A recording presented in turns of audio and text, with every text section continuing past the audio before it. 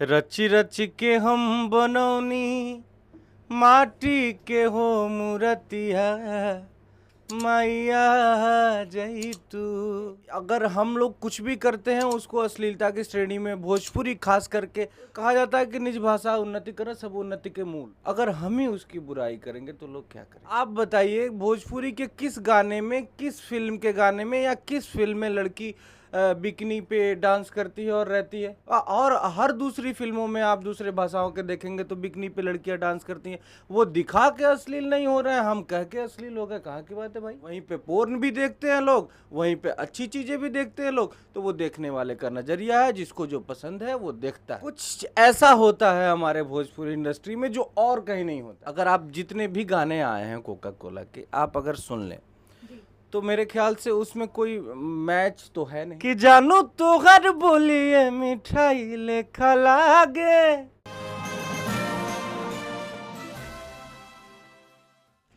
Hello, कौन? नहीं जानते? अरे हम बोल रहे हैं। नहीं जानते तो भैया बता देते हैं। हम हैं आमिना और आप देख रहे हैं यूएनएन मीडिया। अब आप सोच रहे होंगे कि भाई हमने रितेश पांडे को क्यों याद कर लिया या फिर ये गाना क्यों याद कर लिया।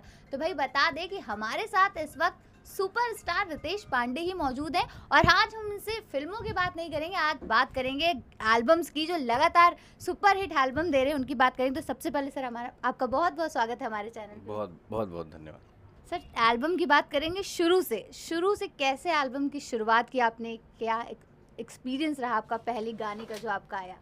ये तो बहुत लंबी कहानी है, जो हम कई बार बता चुके हैं अपने दर्शकों को। और एल्बम की ही वजह से हम और आप आज यहाँ बैठे हैं। आज हम यहाँ बैठे हैं तो बिकॉज ऑफ हमारे एल्बम और हमारी भोजपुरी पब्लिक के प्यार दुलार के बदौलत, क्योंकि उन लोगों ने हमारे भगवान स्वरूपी पब्लिक ने सबसे पहले एल्बम को ही हमारे प्यार दिया, गानों को ही, जिसकी बदौलत आज हम लोग यहाँ हैं। अब आज हैं यहाँ पे, पहला गाना है तो थोड़ा सा 2 लाइन तो सुनाई दीजिए अपने पहला गाना।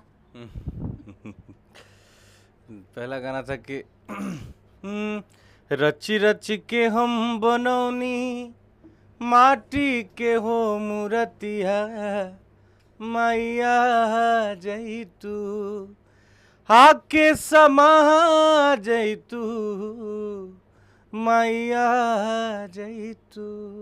क्या बात है, इतनी अच्छे गानों से स्टार्ट किया। एक जैसे one of my favourite song आपका है कि जाए चंदा, स्टार्टिंग उससे करी, फिर बीच में कहीं ना कहीं सर अश्लीलता की जो डबल मीनिंग के गाने हैं वो भी शुरू हो गए, क्योंकि भोजपुरी इंडस्ट्री में कहा भी जाता है आपने शुरुआत इससे की, लेकिन बीच में कहीं ना कहीं उस ट्रैक पे चले गए।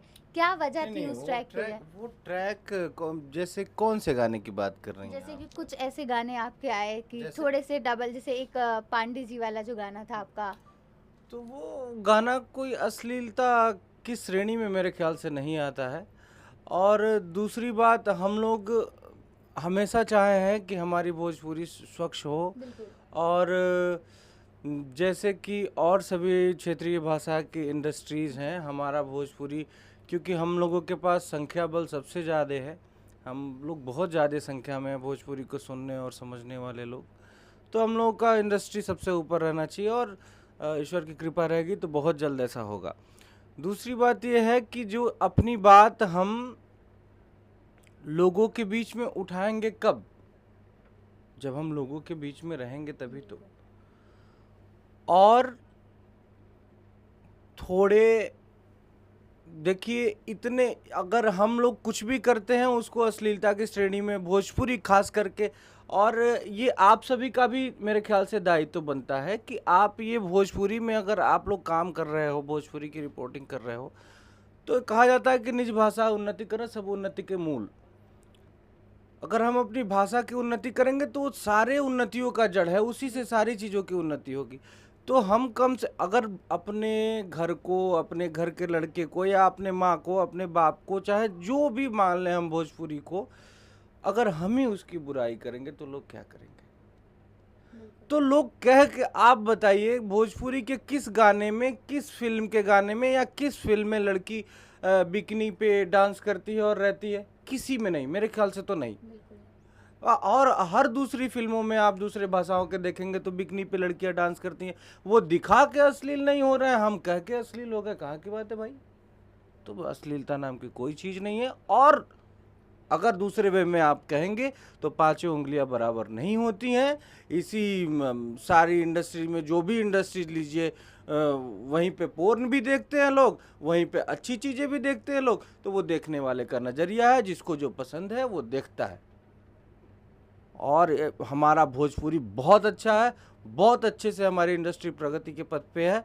और एक दिन हम जितनी भी क्षेत्रीय भाषाएं की इंडस्ट्रीज हैं हमारे भारत में, नंबर 1 पे होंगे। क्या बात है सर। जैसे कि आपने जो एक समझाया, एक जो भोजपुरी इंडस्ट्री में ये जो आपने कहा कि लोगों का जो कहना होता है वो तो हो गया। लाइक अब अगर एक और दूसरी बात है, भोजपुरी इंडस्ट्री की बात कर रहे हैं कि एक भेड़ चाल की जो बात होने लगती, गाना जैसे बनता है, एक गाना बना एक टॉपिक पे तो हर कोई उसी गाने पे गाना गाना शुरू कर देता है। फॉर एग्जाम्पल कोका कोला की बात कर लें हम, या हल्दी की बात कर लें, तो ऐसा क्यों होता है सर?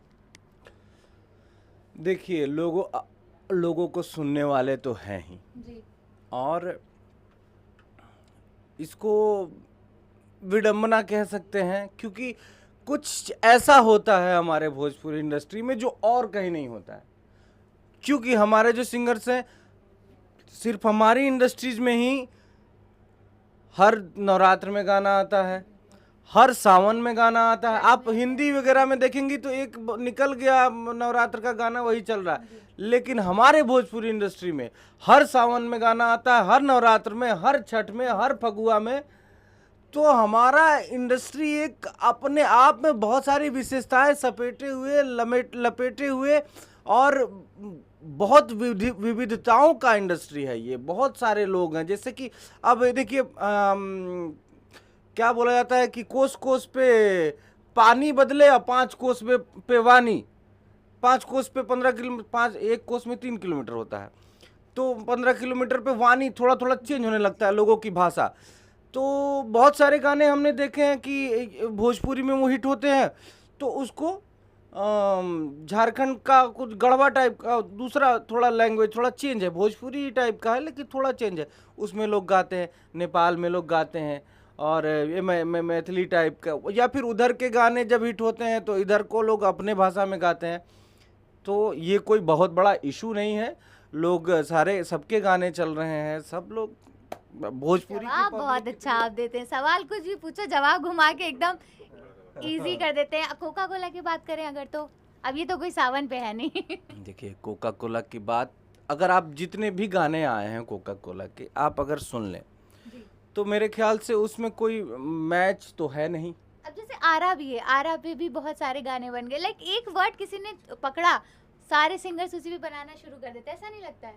अब तो जो सिंगर्स बनाए हैं इस बारे में आप उनसे पूछे तो ज़्यादा अच्छा। आप भी एक सिंगर हैं, इतने पुराने सिंगिंग से शुरू की, तो आपको भी एक्सपीरियंस होगा सर। मेरे ख्याल से लोगों को ये लगता है कि हिट हो गया है, हाँ गाना इस पे बनाएंगे तो चलेगा, इसलिए करते हैं लोग। चलिए छोड़िए, आप 2 लाइन आप भी शुरू हो जाइए कोका कोला। आपसे बहुत गाने गवा रहे, माफ़ी चाहेंगे, लेकिन हमारे जो दर्शक है वो आपका गाना सुनते हैं तो बहुत ज़्यादा झूम जाते हैं। हम लोग भी एक आपके फ़ैन में ही से एक है, तो सुनना चाह रहे हैं। अब गाना हमारा अभी एक नंबर 1 पे ट्रेंड कर रहा है म्यूज़िक के यूट्यूब के म्यूज़िक सेक्शन में, मिठाई लेखा लागे। तो लड़का कहता है कि हो खता लेट बैठू जाए के बा काम पर, छोड़े के बा माई के दवाई के दुकान पर, कि काहे ऐसे कैले बाड़ू, सुबह से धैले बाड़ू फोन पर फंसा के, कि जानू तोहर बोलिए मिठाई लेखा लागे, सारा खुशी फेल बा करे जाए कर आगे। क्या बात है, क्या बात है। लगता है इसीलिए ये गाना जो इतना ट्रेंड में है सर। फिल्म एल्बम्स की बात होगी। अब लास्ट एक क्वेश्चन, आपका जो शूट लगा हुआ है, ज़्यादा परेशान नहीं करेंगे, ये जो अवतार आपने धारण कर रखा उसके बारे में कुछ बताइए। ये हम लोग पिक्चर शूट कर रहे हैं साक्षी शंकर, बी फॉर यू और हाई आई क्यू के बैनर तले शूट हो रहा है पिक्चर। अजय झा जी डायरेक्टर हैं और अरविंद तिवारी जी राइटर हैं इसके। ऋचा दीक्षित जी हीरोइन हैं और भी बहुत सारे कलाकार हैं, आदित्य मोहन जी हैं इसमें। कुल मिला के एक बहुत अच्छी पिक्चर शूट हो रही है। और जी मैंने कहा ना कि बीच में फेजेस होते हैं, उतार चढ़ाव, तो वैसे इंडस्ट्रीज के भी उतार चढ़ाव होते हैं। फिर गुलशन कुमार जी एक बार थे, अब अपने जो उस समय जय माँ वैष्णो देवी और भी बहुत सारे धार्मिक पिक्चर और जो भी मनोरंजन का साधन होता था उस हिसाब से निकलता था। वो फेज़ अभी हमारे भोजपुरी में है, बहुत सारी धार्मिक पिक्चरें बन रही हैं और ये बहुत अच्छी बात है इंडस्ट्री के लिए। और क्योंकि देखिए फिल्में समाज का आईना होती हैं, जैसा आप दिखाएंगे समाज में वैसा उसका प्रतिफल तो मिलना ही है। आप स्वयं एक महादेव के भक्त हैं और फिर ये मूवी में भी शायद आप महादेव के भक्त बने, कैसा लग रहा है सर? ऐसा लग रहा है कि सच में हम अपना ही रोल प्ले कर रहे हैं। ये तो महादेव का भक्ति का जो ये किरदार जो हमें मिला है, और महादेव के सामने हम बैठ के कुछ भी बोलना होता है तो लगता है कि हम सच में उनसे बोल रहे हैं। फिर हम महादेव से माफ़ी मांगते हैं कि अरे बाबा ये हम एक्टिंग कर रहे हैं और हमारा इतना बड़ा सौभाग्य है कि हम महादेव के सामने हमें अभिनय करने का मौका मिल रहा है। ये बहुत सौभाग्य की बात है। चलिए बहुत बहुत शुक्रिया। तो ये थे हमारे साथ सुपरस्टार रितेश पांडे जी, जिन्होंने बहुत सारी बातें की भोजपुरी इंडस्ट्री को लेकर, और भी तमाम सेलिब्रिटी से हम आपको मिलाते रहेंगे, इसलिए बस देखते रहिए UNN।